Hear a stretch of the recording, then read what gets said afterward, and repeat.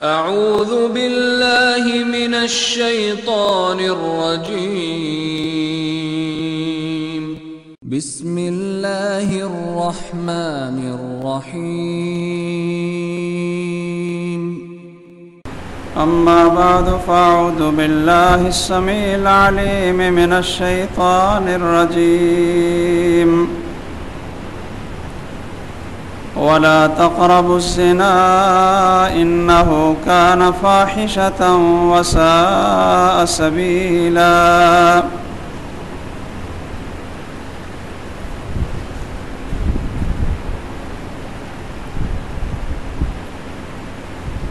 محترم سامعین، حضرات و خواتین، اس چیز کو اچھی طرح سمجھ لینا چاہیے کہ یہ ساری کائنات اللہ نے بنائے ہے اور ہمیں بھی اللہ ذو الجلال نے پیدا کیا ہے۔ اس لیے وہ زیادہ بہتر جانتا ہے کہ انسان اچھا انسان اور کامل انسان کیسے بن سکتا ہے۔ چیز بنانے والے کو اس چیز کی ماہیت کا، اس کی حقیقت کا زیادہ علم ہوتا ہے۔ اسی لیے اللہ تعالیٰ نے انبیاء علیہ السلام کو بھیجا ہے اپنا ایک نظام دے کر، ایک قانون دے کر، وحی کے ذریعے یہ ہدایت فرمائی کہ انسان کیسے زندگی گزارے۔ ایک انسان جانوروں سے، درندوں سے اور حیوانوں سے کیسے منفرد ہو سکتا ہے اور اس معاشرے میں امن اور سلامتی کس طرح قائم رہ سکتی ہے۔ وہ معاشرہ بڑا ہی پرسکون ہوتا ہے جس معاشرے میں اللہ کے حکم کے مطابق سارے کام سر انجام دیے جائیں۔ بڑے افسوس کی بات ہے کہ ہمیں اپنے سامنے، بلکہ اپنے گھر میں، اپنے دفتر اور اپنے فیکٹری میں یہ چیزیں ہر وقت ہمارے سامنے ہوتی ہیں، لیکن اللہ کی مخلوق پر، انسانوں پر، ملک پر اللہ کا نظام نافذ کرنے کے لیے ہمیں سمجھ نہیں آتی۔ گھر آپ نے بنایا ہو اور گھر آپ کا ہو، وہاں کسی اور کا حکم چلے، کوئی اور اٹھ کر آپ کے بچوں پر، آپ کی بیوی پر، آپ پر حکمرانی کرے تو میرا خیال ہے کہ آپ اس کو قطعاً قبول نہیں کریں گے۔ فیکٹری آپ کی ہو، آپ اس کے مالک ہوں اور کوئی اور آ کر اپنا نظام چلائے، آپ اس کو برداشت نہیں کریں گے۔ کسی اسکول، کالج، یونیورسٹی کوئی ایسی نہیں کہ وہاں کا ذمہ دار اصول و ضوابط کے ساتھ ایک نظام چلا رہا ہو اور کوئی اور اٹھ کر اس نظام کو ایک طرف رکھ کر، کوئی طالب علم، کوئی اسٹوڈنٹ، کوئی ملازم، وہ اٹھ کر حاکم بن جائے تو میرے بھائیوں ایک دن بھی وہ نظام نہیں چل سکتا۔ آپ اپنے گھر کے حکمران ہیں اور والدہ، بیوی، اس کی اپنی ذمہ داریاں ہیں۔ اگر دونوں اپنی اپنی ذمہ داریاں پوری کریں تو وہ گھر ایک پرسکون اور راحت والا گھر ہوتا ہے۔ اسی طرح اللہ ذو الجلال بادشاہ ہیں، بلکہ وہ ہمارے خالق ہیں، ہمارے مالک ہیں، ہمارے معبود ہیں۔ اس کائنات کے ایک ذرے ذرے پہ اس کا حکم چلتا ہے۔ اس نے ہمیں اختیار دیا ہے کہ تم میری وحی کو قبول کرو تو جنت کا راستہ ہے، اگر انکار کرو گے تو جہنم کا راستہ ہے۔ یہ اللہ نے ہمیں آزمانے کے لیے اور ابتلا کے لیے ہمیں مکلف بنا دیے، ورنہ سورج جس نظام پہ اللہ نے اس کو مقرر کیا اور لگایا، آج تک 1 منٹ اور سیکنڈ بھی آگے پیچھے نہیں ہوا۔ چاند اور ستارے، زمین و آسمان کا نظام، بارش کا نظام، یہ اللہ ذوالجلال نے کلی طور پر اپنے ہاتھ میں رکھا، لیکن یہاں ہمیں اختیار دے دیا کہ تم اللہ کے دین پہ چلنا چاہو تو یہ جنت کا راستہ ہے، اور اگر تم نے اللہ کی نافرمانی کی تو یہ جہنم کا راستہ ہے۔ تو میرے بھائیوں، ہمیں سمجھ لینا چاہیے کہ اس پوری دنیا میں، پورے ملک میں، پورے معاشرے میں اس وقت امن اور سلامتی ہوگی، راحت ہوگی، سکون ہوگا کہ جب یہاں اللہ کا نظام چل رہا ہو، اللہ کے حکم کے مطابق سارے کام سر انجام دیے جا رہے ہوں۔ ایک مومن اور مسلمان کے لیے تو اس بات کو سمجھنا کوئی مشکل نہیں ہوتا۔ آپ قرآن کی آخری سورت کو پڑھیں، قل اعوذ برب الناس ملک الناس الہ الناس، آپ کہہ دیں کہ میں اس ذات کے ساتھ پناہ لیتا ہوں جو تمام لوگوں کا رب ہے، پروردگار ہے، ملک الناس اور لوگوں کا بادشاہ بھی ہے، الہ الناس، جب پروردگار وہ ہے، بادشاہ وہ ہے، تو پھر عبادت اور بندگی کس کی ہونی چاہیے؟ اطاعت اور حکم کس کا چلنا چاہیے؟ الہ الناس، وہی ایک ذات ہے۔ اس لیے بھائیوں، ایک مسلمان کے لیے تو اس چیز کو سمجھنا کوئی مشکل نہیں ہوتا۔ جب وہ اللہ کو مان لیتا ہے، اللہ کے پیغمبر کو تسلیم کر لیتا ہے، یوم آخرت پر ایمان لے آتا ہے، تو پھر اس کو اللہ کے حکم کے مطابق اپنے آپ کو بنانا کوئی مشکل نہیں ہوتا۔ آپ اگر تھوڑا سا غور کریں تو قرآن مجید نے مکی زندگی کے 13 سال میں سب سے زیادہ زور اللہ پر ایمان پر، یوم آخرت اور رسالت پر ایمان لانے پہ سب سے زیادہ زور دیا۔ کیوں؟ کہ جب آپ اللہ کو اپنا خالق، مالک، حاکم، بادشاہ، معبود، سچا معبود مان لیں گے، اور پیغمبر کو آپ اپنا مقتدا مان لیں گے، پیشوا مان لیں گے، رسول مان لیں گے کہ یہ جو کچھ ہمیں بتلا رہا ہے اللہ کی طرف سے بتلا رہا ہے اور اس کی اطاعت ہم پر واجب ہے، جب یہ دو چیزیں انسان کے ایمان، انسان کے دل میں بیٹھ جائیں، تو پھر جب اللہ کا حکم آتا ہے تو انسان خوشی کے ساتھ اس کو مان لیتا ہے، خوش ہوتا ہے کہ میرے رب کا حکم ہے، میرے اللہ کا حکم ہے، اور میرے خالق اور مالک کا حکم ہے، میرے حاکم کا حکم ہے، میں اس کا بندہ ہوں، اس کا غلام ہوں، اس میرے اللہ کا حکم آیا ہے۔ اسی لیے صحابہ کرام رضی اللہ تعالیٰ عنہم اجمعین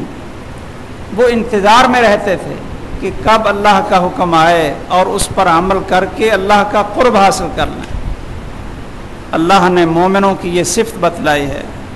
کہ ان کے ایمان میں اضافہ ہو جاتا ہے جب اللہ کا نام لیا جاتا ہے اور اللہ کی آیات کو پڑھا جاتا ہے، وہ خوش ہوتے ہیں، اور منافق لوگ وہ پریشان ہوتے ہیں۔ کیوں؟ اس لیے کہ انہوں نے دل سے اللہ کو حاکم نہیں مانا ہوتا، اللہ کو معبود نہیں مانا ہوتا۔ وہ جب بھی کوئی حکم نازل ہوتا ہے تو پریشان ہوتے ہیں کہ ایک اور مصیبت آ گئی، ایک اور مصیبت آ گئی۔ لیکن مسلمان آدمی سمعنا و اطعنا، اے اللہ تیرا حکم آ گیا، ہم نے سن لیا، اور وقت آنے سے پہلے ہم نے اطاعت بھی کر لی۔ نماز فرض ہوئی، ابھی نماز کا وقت نہیں آیا، لیکن مومنوں نے کیا کہا؟ اطعنا، مان لیا ہے، وقت آئے گا تو یہ پیشانی تیرے سامنے جھک جائے گی، مان لیا ہے۔ یہ قرآن نے ان چیزوں کو کھول کھول کر بیان کر دیا ہے۔ اور صحابہ کرام کا معاشرہ اسی لیے ایسے اصول اور ضابطوں پہ استوار ہوا، ایسا امن کا گہوارہ بنا کہ ان کا ایمان چونکہ پختہ ہو چکا تھا، اور مدنی زندگی میں جب بھی حکم نازل ہوتا یا ایھا الذین آمنوا کہہ کر اے ایمان والو، یہ آپ اس طرح سمجھ لیں کہ آپ کسی مل میں، کسی فیکٹری میں ملازم بھرتی ہو جاتے ہیں، آپ نے فارم پور کر دیے، اب جو بھی آرڈر آئے گا آپ کو ماننا پڑے گا۔ آپ ایک فوج یا پولیس کے نظام میں منسلک ہو جاتے ہیں، آپ ایک کلاس میں داخلہ لے لیتے ہیں،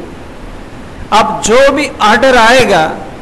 اس حیثیت سے آئے گا کہ چونکہ آپ اس میں بھرتی ہو چکے ہیں اس لیے آپ کو یہ حکم ماننا پڑے گا۔ باہر والا آدمی حکم نہ مانے اس کو کوئی کچھ نہیں کہتے، لیکن فارم پر کر کے اور بھرتی ہو کر پھر اگر حکم نہ مانے تو پھر وہ باغی تصور کیا جاتا ہے کہ یہ قانون سے بغاوت کر رہا ہے۔ میرے بھائیوں، جب ہم نے کلمہ پڑھا، اسلام کو قبول کیا، اسلام کے اندر داخل ہو گئے اور ایمان کے دعوے دار بنے، تو پھر اللہ ذو الجلال اسی عہد کو یاد دلاتے ہیں، یا ایھا الذین آمنوا، اے ایمان والو، اے ایمان والو، اور پھر آگے حکم آ جاتا ہے۔ واقعتاً جو ایمان والے تھے ان کو جون سا حکم آیا، ان کو حکم آیا کہ 5 وقت کی نمازیں پڑھنی، وہ اس چیز پہ خوش ہوئے کہ 5 وقت اللہ کے دربار میں حاضر ہوں گے، اللہ کی محبت نصیب ہو، پریشان نہیں ہو۔ منافق پریشان ہو گئے کہ 5 وقت یہ ہمارے لیے مصیبت بن، اس لیے اللہ نے قرآن میں کیا کہا ہے، وَإِنَّهَا لَكَبِيرَةٌ إِلَّا عَلَى الْخَاشِعِينَ۔ پہلے پارے میں اللہ نے کہا کہ نماز یہ بڑی بوجھل ہے، نماز بڑی بھاری ہے۔ بھائی اس کی کیا وجہ ہے کہ ایک آدمی تندرست بھی ہے، جوان بھی ہے، ہٹا کٹا ہے، سب کچھ ہے، اذان ہوگی مسجد میں نہیں آتی، بالکل ٹھیک، اور ایک آدمی بیچارہ بوڑھا ہے، کمزور بھی ہے، بیمار بھی ہے، لیکن اذان سن کر اسے صبر نہیں ہوتا، اس کو سکون ہی نہیں ملتا،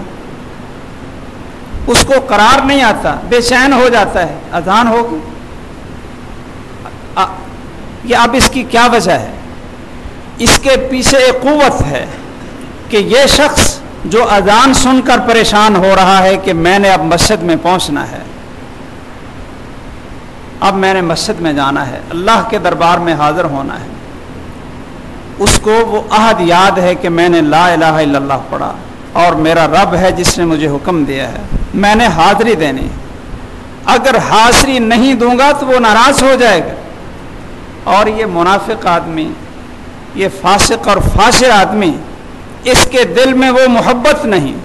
اس لیے اللہ تعالیٰ فرما رہے ہیں وَإِذَا قَامُوا إِلَى الصَّلَاةِ قَامُوا كُسَالَىٰ، کہ منافق اگر دکھلاوے کے لیے نماز پڑھتے بھی ہیں تو سست ہوتے ہیں، ایسے ہوتے ہیں جیسے کھینچ کر ان کو مسجد کی طرف لایا جا رہا ہو۔ تو بھائیوں، صحابہ کرام کو جون سا حکم ملا، ان کو کوئی شبہ، کوئی شک، کوئی پریشانی، کوئی تذبذب اور کوئی تردد نہیں ہوا، نماز کا حکم ملا وہ پڑھ لی، زکوٰۃ کا حکم آ گیا کہ اپنا کچھ حصہ اللہ کے راستے میں مال کمایا ہوا اللہ کے راستے میں دو، یہ اللہ نے تمہیں دیا ہے۔ مومن اس پہ خوش ہو رہے ہیں، بلکہ جتنا اللہ تعالیٰ نے حصہ مقرر کیا اتنا ہی نہیں دے رہے، اس سے بڑھ کر دے رہے۔ ابو بکر رضی اللہ تعالیٰ عنہ، عمر فاروق رضی اللہ تعالیٰ عنہ، دوسرے صحابہ کرام رضی اللہ تعالیٰ عنہ، کیا کہ اللہ نے مانگا ہے اور اللہ نے قرض مانگا ہے اور دیا بھی اللہ نے تھا، کوئی ان کو پریشانی نہیں ہے۔ روزہ رکھنے کا حکم آ گیا. یا ایھا الذین آمنو، اے ایمان والو. میرے بھائیوں، کسی صحابی نے انکار نہیں کیا کہ یہ ہم سے نہیں ہوتا. کیوں؟ اس لیے کہ ایمان تھا اور حاکم کا، معبود کا حکم آیا، کسی نے انکار نہیں کیا. اللہ کی طرف سے حکم آ گیا، اے ایمان والو، اے ایمان والو، اللہ سے ڈرو اور سود کو چھوڑ دو. اسی وقت سود کو چھوڑ دیا. حکم آ گیا، اے ایمان والو، شراب حرام ہو گئی، اس کو چھوڑ دو. گھروں میں جن کے ہاتھ میں پیالے بھی تھے، جب یہ آرڈر سنا اسی وقت بہا دیے، اسی وقت پھینک دیے. کوئی تردد نہیں کیا کہ میرے اللہ کا حکم ہے. اللہ نے کہا تھا حل انتم منتہون، 7ویں پارے کے شروع میں، کیا تم رکتے ہو، باز آتے ہو؟ تو صحابہ نے کہا یا رب انتہینا، اے اللہ ہم باز آ گئے، تیرا حکم آ گیا، انتہینا، بس ہم رک گئے. خواتین کو حکم آیا، اے مومنوں، اے اہل ایمان کی بیویوں، اے پیغمبر کی بیٹیوں، اے پیغمبر کی بیویوں، پردہ کر لو، چادریں لپیٹ کر نکلو، نماز قائم کرو اور گھر میں ٹکی رہو. ولا تبرجن تبرج الجاہلیت الاولی، اور کافر عورتوں کی طرح اپنی زینت اور بناؤ سنگار کو ظاہر نہ کرو. بناؤ سنگار کرو لیکن گھر میں خامد کے لیے، اس کو ظاہر نہ کرو، بازاروں کی زینت نہ بنو. لا تبرجنا، تم اپنے آپ کو ظاہر نہ کرو، زینت کو، بناؤ سنگار کو لوگوں کے لیے، بازاروں کے لیے زینت نہ بناؤ، اور نمازیں قائم کرو، اللہ اور اس کے رسول کی اطاعت کرو. اللہ اکبر. یہ ایمان بھی دل میں عجیب جذبہ ہوتا ہے.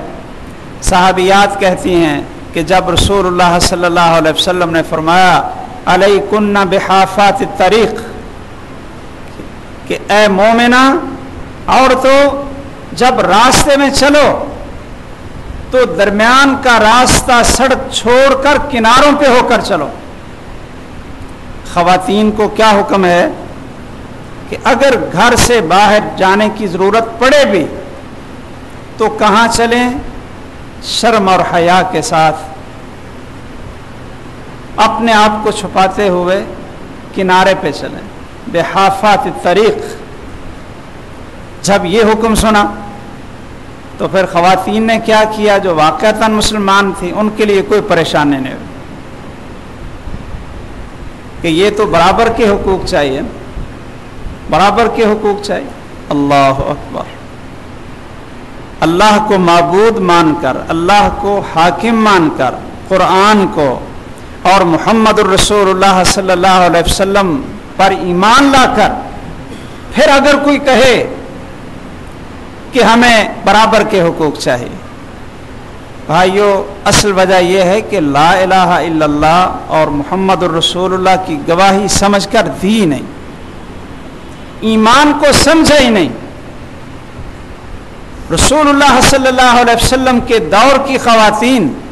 عورتوں نے سنا کہ آپ نے فرمایا کہ تم راستے کے کنارے پہ ہو کر چلو، تو صحابیہ کہتی ہیں کہ ہم دیواروں کے ساتھ ساتھ ہو کر چلتی تھیں، بسا اوقات ہماری چادر دیوار کے ساتھ گھسٹ کر پھٹ جاتی تھی، اس وجہ سے کہ کہیں رسول اللہ صلی اللہ علیہ وسلم کے حکم کی مخالفت نہ ہو جائے. اس طرح ہم راستے میں دیواروں کے ساتھ یہ لگ لگ کر اور چمٹ کر چلتی تھیں کہ رسول اللہ صلی اللہ علیہ وسلم نے حکم دے دیا تھا. رات کو حکم نازل ہوا اور فجر کی نماز پڑھنے کے لیے خواتین گئیں، مسلمان عورتیں گئیں، کوئی ان کو پریشانی نہیں، اسی وقت پردہ کر لی. خامدوں نے گھر جا کر بتایا وہ گھر میں انتظار میں رہتی تھیں اور پوچھتی تھیں، خامدوں سے، بھائیوں سے پوچھتی تھیں کہ تم تو مسجد میں گئے ہو، رسول اللہ صلی اللہ علیہ وسلم کے ساتھ رہتے ہو، ہر وقت آپ کی رفاقت میں رہتے ہو اور آپ پر وحی نازل ہوتی ہے، نئے نئے احکام آتے ہیں، تو جو احکام آتے ہیں ہمیں بتایا کرو۔ کاش کہ ہماری خواتین کا یہ جذبہ ہو کہ خامد مسجد سے گھر میں جائے اور خاتون یہ پوچھے کہ آج کون سا مسئلہ سنا ہے، آج خطبے میں کیا سنا ہے، درس میں کیا سنا ہے، مسجد سے کیا سن کر آئے ہو، تاکہ وہ بھی اللہ کا حکم مان کر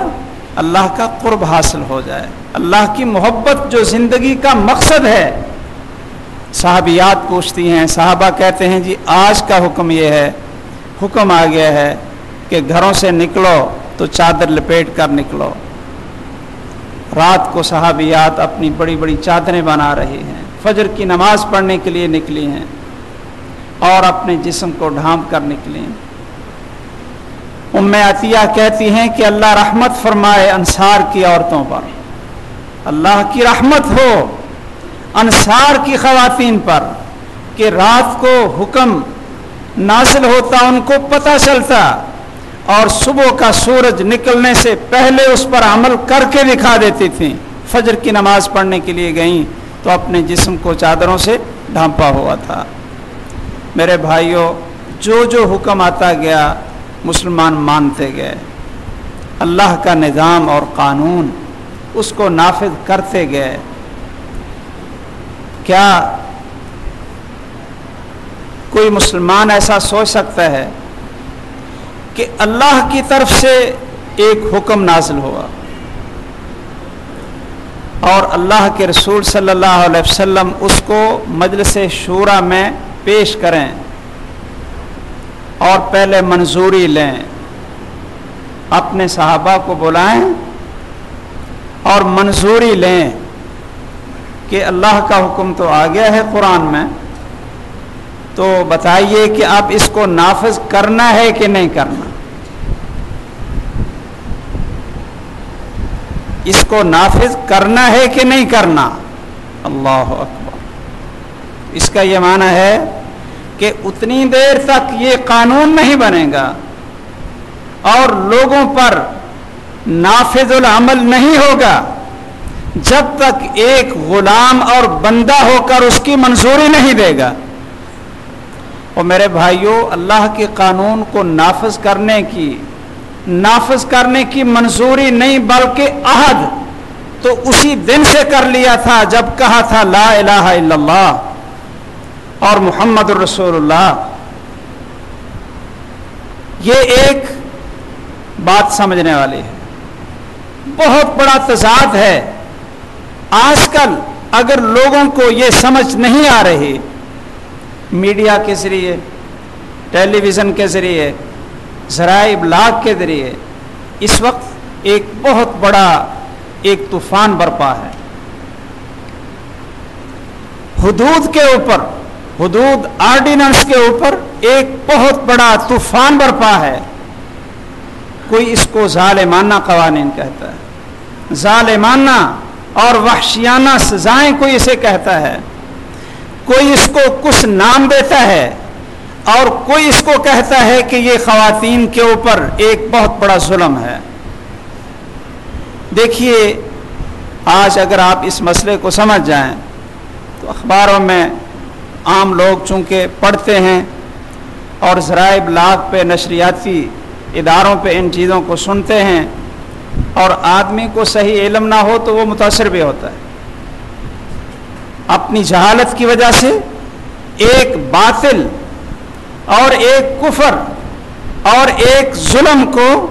وہ صحیح سمجھ لیتا ہے کہ ہاں واقعتاً جو اعتراضات آ رہے ہیں وہ صحیح ہیں۔ میرے بھائیوں، رسول اللہ صلی اللہ علیہ وسلم کے دور میں، خلفاء کے دور میں طریقہ کیا تھا کہ اللہ کا حکم آ گیا، اللہ کے حکم، یہ حکم کا پتہ چلا، اور جتنے لوگوں نے کلمہ پڑھا ہوا تھا اسی وقت ان کے اوپر نافذ العمل ہو گیا کہ یہ تمہارے اوپر اس پر عمل کرنا واجب ہے، کسی کی منظوری کی ضرورت نہیں تھی۔ رسول اکرم صلی اللہ علیہ وسلم نے پوری زندگی ایسا کبھی نہیں کیا کہ 5 نمازیں فرض ہو گئی ہوں اور آپ صحابہ کی مجلس شورا بلا کر پوچھیں کہ ہاں جی اللہ نے 5 نمازیں فرض کر دی ہیں، تو اب یہ 5 نمازوں کی فرضیت کا قانون بنائیں کہ نہ بنائیں۔ اگر مجلس شورا کہہ دے بنا دو، پاس کر دو، اکثریت کر دے تو قانون بن جائے کہ 5 نمازیں پڑھنی پڑے گی ورنہ سزا ملے گی، اور اگر اکثریت اس کو پاس نہ کرے تو وہ مسلمانوں کے لیے قانون نہ بنائے۔ اس کا یہ معنی ہے کہ پھر ابھی تک لا الہ الا اللہ نہیں پڑھا، اللہ پر ایمان نہیں لائے، قرآن کو اپنا دستور اور قانون نہیں مانا، کوئی اور اتھارٹی ہے کہ جس سے منظوری کے بغیر یہ ہمارے لیے قانون نہیں بن سکتا، اور اگر واقعتاً ایسی کوئی اتھارٹی ہو اللہ کے علاوہ کہ جن کی منظوری کے بغیر وہ قرآن کا حکم ہمارا قانون نہ بن سکے، تو بھائیو ایسی اتھارٹی شیطانی، طاغوتی اور کفر کی اتھارٹی تو ہو سکتی ہے، مسلمانوں کی نہیں ہو سکتی، وہ مسلمانوں کی نہیں ہو سکتی۔ مسلمانوں کا کیا طریقہ کار ہے سمجھیں کہ حکم آ گیا، کیا حکم آیا؟ والسارق والسارقۃ فاقطعوا ایدیہما جزاء بما کسبا نکالا من اللہ۔ چوری کرنے والا مرد اور چوری کرنے والی عورت کے ہاتھ کاٹ دو، یہ بدلہ ہے جو انہوں نے جرم کیا ہے۔ یہ قرآن میں حکم آ گیا، آپ نے اس کو اسی وقت جب یہ اترا نافذ العمل ہو، اسی وقت واجب ہو گیا۔ ایک خاتون کا کیس آ گیا، قریش کی بڑے خاندان کی ایک خاتون تھی، اس نے چوری کر لی، چوری بھی کرتی تھی اور کسی سے ادھار لے کر انکار بھی کر دیتی، کوئی چیز ادھاری لائے، مانگی کہ مجھے ضرورت ہے، پڑوسیوں نے دے دی اور بعد میں کہا کہ میں نے تو لی نہیں۔ کانت تستعیر المتاع وتجحدہ، کہ ادھاری چیزیں لیتی اور انکار کر دیتی اور چوری کرتی۔ اب صحابہ کرام بعض کہ اس میں بہت زیادہ اہانت ہوگی اور شاید اس میں کوئی تخفیف مل جائے، کوئی اور سزا دے دیں، ہاتھ نہ کاٹا جائے، کوئی جرمانہ ہو جائے، لیکن اللہ کے حکم میں کوئی تبدیلی، پورے صحابہ کی مجلس شورا مل کر اور محمد رسول اللہ صلی اللہ علیہ وسلم اپنے حکم سے بھی اللہ کے حکم کو بدل نہیں سکتے ہیں، اللہ نے اختیار کسی کو دیا نہیں۔ آپ فرماتے ہیں قل ما یکون لی ان ابدلہ من تلقاء نفسی، کہ مجھے بھی اختیار نہیں ہے کہ میں اپنی طرف سے اللہ کا حکم بدل دوں۔ یا ایھا النبی لما تحرم ما احل اللہ لک تبتغی مرضات ازواجک، اے پیغمبر تجھے کس نے اختیار دیا؟ لما تحرم ما احل اللہ، تو ان چیزوں کو کیسے حرام قرار سکتا ہے، حرام قرار دے سکتا ہے جن کو اللہ نے حلال کیا ہو۔ اب صحابہ کرام میں سے بعض کے شاید اس میں کچھ تخفیف ہو جائے، انہوں نے حضرت اسامہ رضی اللہ تعالیٰ عنہ جو آپ کے بڑے محبوب تھے کہا کہ سفارش کریں، سفارش کریں۔ رسول اکرم صلی اللہ علیہ وسلم غصے میں آئے، چہرہ سرخ ہو گیا اور کہا اسامہ اتشفع فی حد من حدود اللہ، اللہ کی حدوں میں سے ایک حد میں تو سفارش کرتا ہے، اللہ کی حدود میں سفارش کرتا ہے؟ سن لے، تم سے پہلے لوگ اہل کتاب یہودی اور عیسائی اس لیے ہلاک ہو گئے کہ اگر کوئی کمزور اور فقیر آدمی چوری کرتا تو اس کا ہاتھ کاٹ دیتے، اور اگر کوئی بڑا سردار اور عزت والا وہ چوری کرتا تو اس کو چھوڑ دیتے، اگر کوئی بڑا سے نہ کرتا اس پر حد نافذ نہ کرتے، اگر کوئی کمزور بدکاری کر لیتا تو اس پر حد نافذ کر دیتے، اور دوسرے کو کوئی اور سزا دے دے، جوتے مار لیے، اس طرح کی کوئی اور سزا دے لی، لیکن رجم کی سزا نہ دیتے۔ اور سن لیں کہ یہ قانون جو اللہ کا حکم آ گیا ہے اور میرا اس بارے میں رویہ، غور سے سن لیں کہ اگر میری بیٹی فاطمہ بنت محمد بھی چوری کرے تو اس کا بھی میں ہاتھ کاٹ دوں۔ میرے بھائیوں، آپ صحابہ سے مشورہ کرتے تھے، لیکن اللہ کے ان احکام کے بارے میں نہیں جو بالکل واضح اور صریح ہوں۔ اللہ نے حکم دے دیا کہ کافروں سے لڑو۔ اب اس میں مشورہ نہیں کہ لڑیں کہ نہ لڑیں، مشورہ اس میں ہو سکتا ہے کیسے لڑیں۔ غزوہ احزاب میں جب کافروں نے مکہ کا محاصرہ کیا، آپ کو اطلاع مل گئی، تو رسول اکرم صلی اللہ علیہ وسلم نے مشورہ کیا۔ یہ نہیں مشورہ کیا کہ اب لڑیں کہ نہ لڑیں، کیا کریں، چھوڑ دیں اللہ کے حکم کو، نہیں، کہا کہ کیسے کریں، اس کی تفصیل اور کیفیت جو وحی کے اندر موجود نہ ہو اس کا مشورہ تو ہو سکتا ہے، لیکن اللہ کے حکم کو نافذ کرنے کے بارے میں کہ یہ قانون بننے یا نہ بنے، اس کے بارے میں مشورہ کرنا یہ صریح کفر ہے اور لا الہ الا اللہ کا انکار ہو جاتا ہے۔ صحابہ کرام رضی اللہ تعالی عنہم بھی جو قرآن کا حکم آ جائے، جو رسول اکرم صلی اللہ علیہ وسلم کا حکم آ جائے، پھر اس میں اس کو مجلس شورا میں پیش کرنے کی ضرورت نہیں ہوتی۔ وہ تو شورا کی منظوری کے بغیر اور کسی انسان کے پاس کرنے کے بغیر اللہ کا حکم واجب العمل ہوتا ہے۔ ان صحابہ کو کوئی پریشانی نہیں تھی، حکم آ گیا کہ چور کا ہاتھ کاٹو، کہا جی ٹھیک ہے، چور کا ہاتھ کاٹ دے۔ حکم آ گیا کہ شادی شدہ مرد یا عورت اگر بدکاری کریں تو ان کو سنسار کرو، اور اگر غیر شادی شدہ بدکاری کریں تو ان کو 100 کوڑے لگاؤ۔ مومنوں کو کوئی پریشانی نہیں ہوئی، ان کو کوئی پریشانی نہیں ہوئی، ایمان مضبوط تھا۔ چوری سے منع کیا تو وہ چوری سے رک گئے، اور اگر کبھی پورے اس معاشرے میں کسی سے خطا ہو بھی گئی تو سوائے 2 یا 3 واقعات کے پورے محمد رسول اللہ صلی اللہ علیہ وسلم کے دور میں اور کوئی واقعہ نظر نہیں آتا۔ لیکن اب کیا ہے کہ چونکہ پیچھے ایمان نہیں ہے، اللہ کو حاکم تسلیم نہیں کیا، تو کیا ہے جی، اگر چور کا ہاتھ کاٹنا شروع کر دیں تو ساری قوم ہی،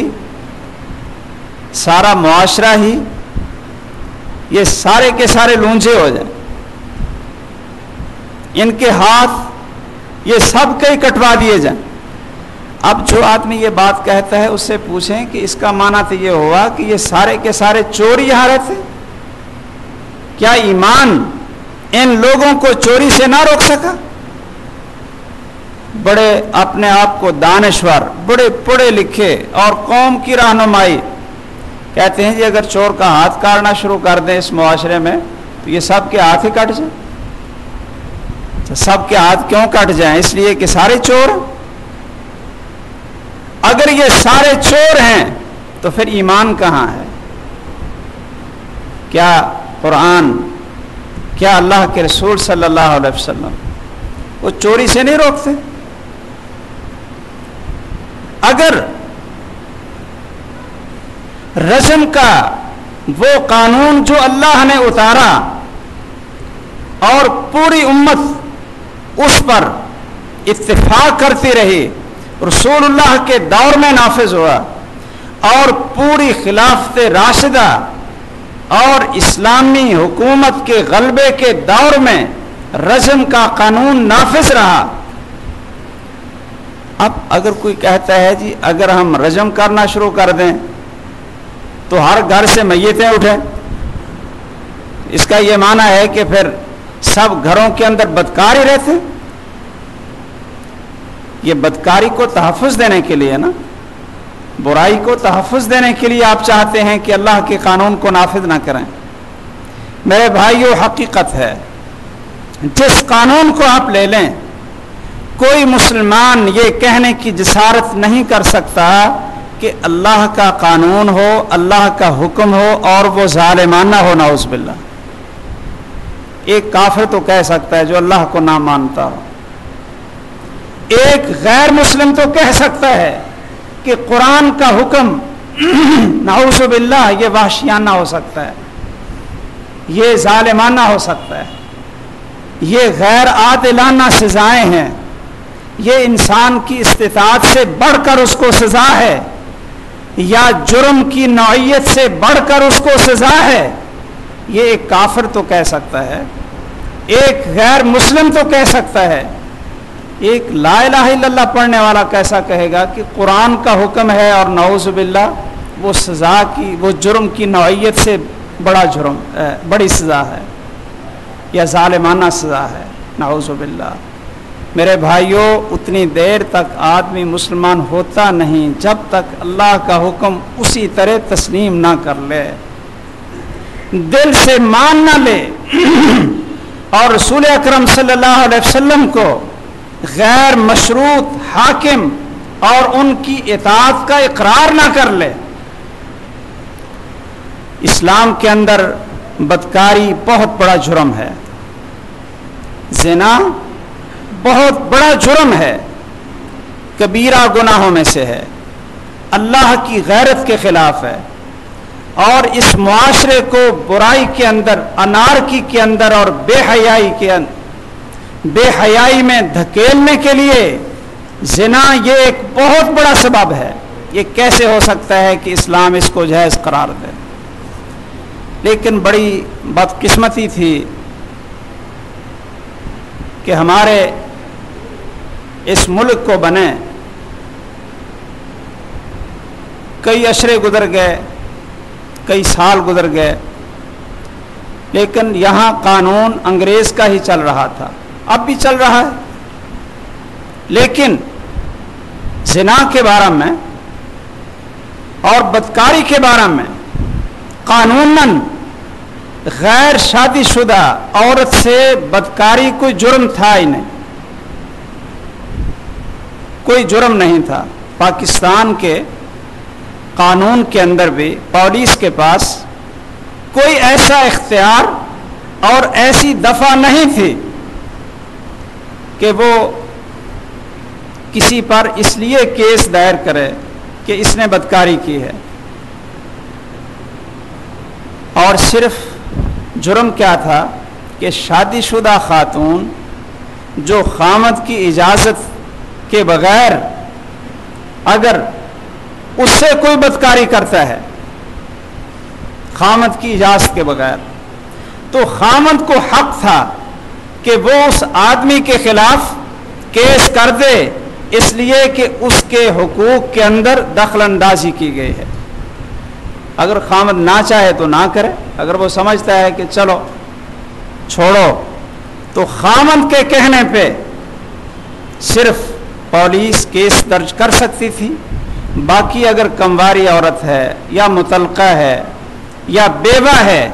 اس کے ساتھ بدکاری، یا خامد اگر خاموش رہتا ہے یا خامد نے اجازت دے دی ہے،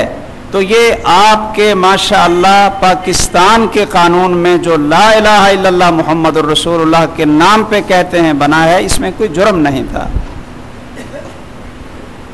ضیاء الحق صاحب کے دور میں جب اسلام کا نام اٹھا، اس نے بھی لوگوں کو کیا اسلام دیا؟ میرے بھائیوں، کاش کہ اسلام کا وہی طریقہ ہوتا جو خلفائے راشدین کے دور میں اور محمد الرسول اللہ صلی اللہ علیہ وسلم کے دور میں تھا۔ ایمان سے شروع ہوتا، توحید سے شروع ہوتا، اور ادخلوا فی السلم کافہ، وہ خود اپنے آپ کو بھی پورا مسلمان بناتا، اور اس ملک کے اندر پورا اسلام لایا جاتا جس کی ابتدا لا الہ الا اللہ سے ہوتی ہے، توحید سے ہوتی ہے اور محمد الرسول اللہ سے ہوتی ہے، لیکن اس نے بھی لوگوں کو، چونکہ ایک اسلام کے نام پہ تحریک اٹھ چکی تھی بھٹو کے خلاف، اس نے کہا چلو یہ زکوٰۃ کا نظام نافذ کر دیتے، یہ ایک بالکل اسلام، دفتروں میں نماز کا اہتمام ہو جائے، اسلام ہے، بڑی اچھی بات۔ لیکن ہم نے اس وقت بھی کہا تھا کہ ان چیزوں کو پارلیمنٹ کی منظوری سے مشروط کروا کر اگر آپ نافذ کرتے ہیں تو اس کا یہ معنی ہے کہ اس سے پہلے اللہ کا قانون اس ملک کے اندر نافذ العمل نہیں تھا، اس قابل نہیں تھا کہ اس کو نافذ کیا جاتا، اور بنیادیں چھوڑ کر، جڑیں چھوڑ کر، کچھ یہ جزیات کو ان کی بھی شکل اور حلیہ بگاڑ کر اس کو نافذ کیا گیا۔ مجھے بتائیے کہ اس پاکستان میں کون سا اسلام آ گیا؟ زکوٰۃ کا آرڈیننس نافذ کیا اور ساتھ یہ کہہ دیا کہ اگر کوئی جا کر وہاں بینک میں کہہ دے کہ میرا فلاں فرقے سے تعلق ہے تو اس کے لیے زکوٰۃ معاف۔ لوگوں نے وہاں جا کر فارم پر کر دیے، جو اہل سنت تھے وہاں جا کر کہ ہم جی اہل تشیع ہیں، اس لیے ہمارے اوپر زکوٰۃ نہیں آنی چاہیے، زکوٰۃ سے جان چھڑانے کے لیے۔ یہ حدود آرڈیننس بھی ان دنوں میں نافذ ہوا۔ اول تو اس کو نافذ کرنے کے لیے کسی پارلیمنٹ کی ضرورت نہیں تھی، لیکن چلو اس بے حیائی کو روکنے کے لیے اگر ایک کام کیا گیا ہے تو ہم یہ نہیں کہتے کہ یہ اچھا نہ ہوا، نہ ہونے سے ایک یہ بہتر تھا کہ چلو برائی کا راستہ روکا گیا، اور اس میں کچھ حدود اور قیود اور کچھ چیزیں اس میں لائی گئیں۔ ضیاء الحق کے دور تک اس پاکستان کے قانون میں بدکاری کوئی جرم نہیں تھا، حدود آرڈیننس میں اس کو جرم قرار دیا گیا۔ اسی وقت سے وہ لابی جو اسلام کی دشمن ہے اور جو برائے نام بھی اسلام کی کسی چیز کو قبول کرنے کے لیے تیار نہیں، برائے نام بھی، اور اگر تھوڑا سا بھی لوگوں کے اندر کوئی عفت اور حیا کا ایسا قانون نافذ کیا جائے کہ لوگ اس اباحیت سے بچیں جو یورپ کے اندر ہے، جو جانوروں کی طرح اور حیوانوں کی طرح بالکل ننگا معاشرہ ہے، تو ان لوگوں کو بڑی تکلیف ہوتی ہے۔ اور ایسے ان کو نام نہاد دانشور، ایسے علامہ اور ایسے مفکر ان کو ہر دور میں مل جاتے ہیں کہ جو ان کے ترجمان بنتے ہیں۔ حدود آرڈیننس کے دور میں بھی کچھ ایسے لوگ اٹھے جنہوں نے کہا جی رجم کی سزا چونکہ قرآن میں نہیں ہے اس لیے ہم اس کو مانتے ہیں، رجم کی سزا قرآن میں نہیں۔ اللہ اکبر، اس وقت بھی بڑی لیدے ہوئی کہ ایسا حکم جس کا ذکر اللہ نے قرآن میں کیا ہے لیکن اشارتاً کیا، اور قرآن پر عمل کرتے ہوئے اللہ کے رسول صلی اللہ علیہ وسلم نے اس کو نافذ کیا اور فرمایا کہ یہ حکم اللہ کی طرف سے ہے، اور فرمایا کہ قرآن کی آیات کے اندر یہ چیز شامل تھی،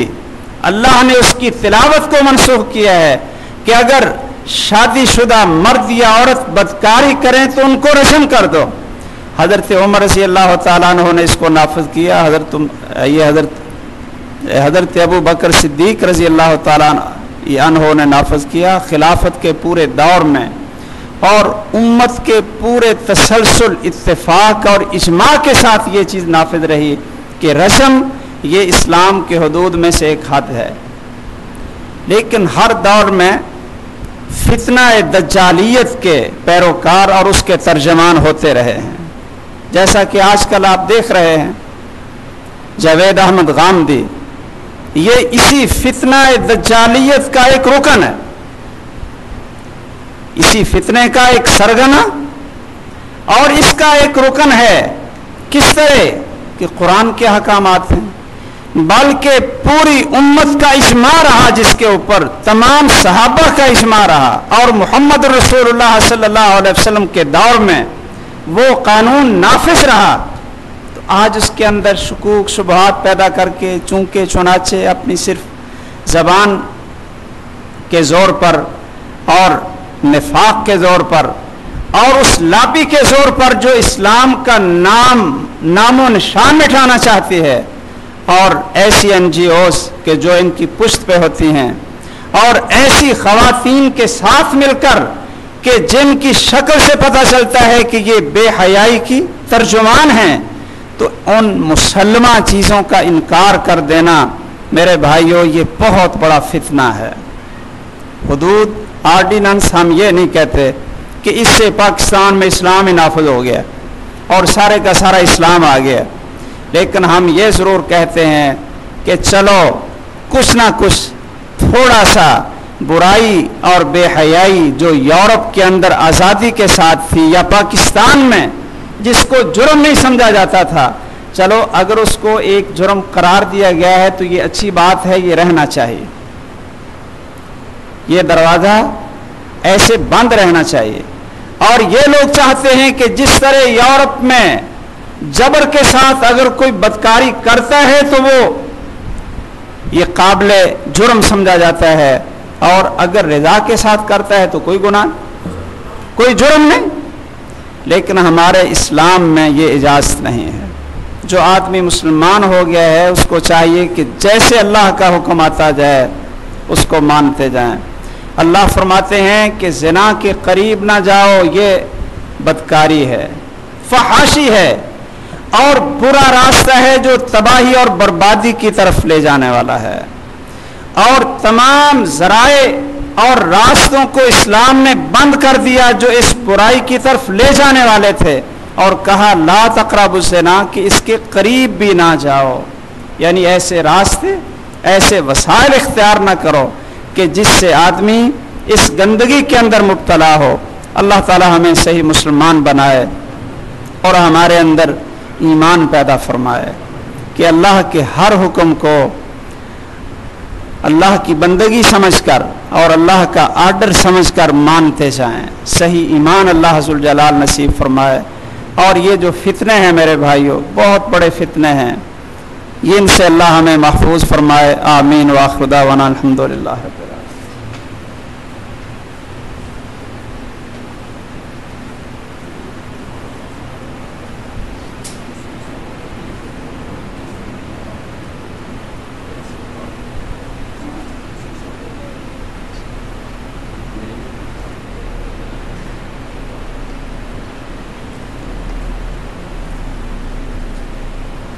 إن الحمد لله نحمده ونستعينه ونستغفره ونعوذ بالله من شرور أنفسنا ومن سيئات أعمالنا من يهده الله فلا مضل له ومن يضلل فلا هادي له وأشهد أن لا إله إلا الله وحده لا شريك له وأشهد أن محمدا عبده ورسوله. ایسے دور میں جب فحاشی اور یعنی کا دور ہے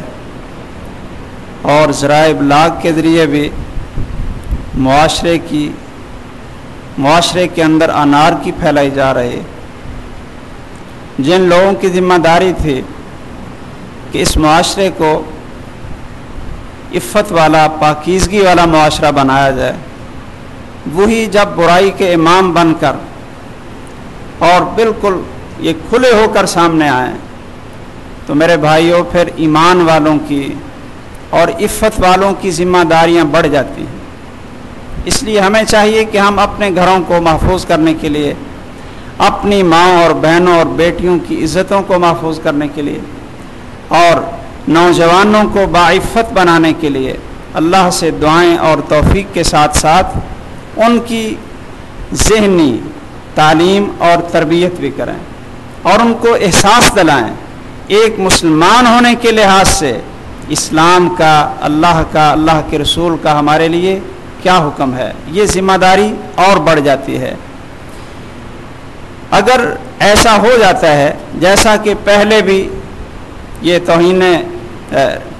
یہ رسالت کے جو آرڈیننس تھا اس میں بھی ایسی تبدیلیاں ہوئیں، اور قانون شہادت میں بھی ایسی تبدیلیاں ہوئیں، یہ حدود آرڈیننس میں بھی اگر ایسی تبدیلیاں کر دی جاتی ہیں کہ پہلے کی طرح آزادی مل جاتی ہے جس طرح یورپ کے اندر ہے، تو میں سمجھتا ہوں کہ پھر اللہ کے عذاب کو دعوت دینے والی بات ہے۔ رسول اللہ صلی اللہ علیہ وسلم نے فرمایا تھا جس قوم کے اندر اعلانیہ اور قانوناً برائی اور بے حیائی عام ہو جائے، اس کا اعلان کر دیں، تو پھر یہ بمبوں سے بڑھ کر اور یہ اسلحہ سے بڑھ کر، ہتھیاروں سے بڑھ کر اس قوم پر یہ تباہی آتی ہے کہ ایسی ایسی بیماریاں اور ایسی ایسی دردیں اور تکلیفیں لوگوں کے اندر آتی ہیں جو پہلے ان بیماریوں کا نام و نشان نہیں تھا۔ تو اللہ عز وجل ہماری حفاظت فرمائے۔ اس موضوع پہ ایک اور بھی میں انشاءاللہ خطبہ دوں گا۔ اللہ تعالی ہمیں صحیح مسلمان بنائے، اور اللہ تعالی ہماری یہ نوجوان نسل، ہماری یہ ماؤں بہنوں بیٹیوں کی عزتوں کو اللہ عز وجل محفوظ رکھے۔ اللہم انصر الاسلام والمسلمین، اللہم دمر اعداء الدین۔ کافی یہ ہمارے ایک دوست نے بیماروں کے لیے بھی دعا کی درخواست کی ہے، آپ حضرات سے بھی کافی ساتھی ہیں جنہوں نے کہا ہے، تو آپ حضرات یہ دعا بھی کریں کہ اللہ تعالیٰ بیماروں کو شفا عطا فرمائے۔ اللہ تعالیٰ اپنے فضل و کرم سے تمام بیماروں کو شفائے کاملہ عاجلہ عطا فرمائے۔ اللہم اشف مرضانا و مرضی المسلمین واشف انت الشافی لا شفاء الا شفاؤک شفاء لا یغادر سقما۔ اللہم انصر الاسلام والمسلمین، اللہم دمر اعداء الدین، وصلی اللہ علی سیدنا محمد وآلہ واصحابہ اجمعین۔ اقول قولی ھذا واستغفر اللہ لی ولکم۔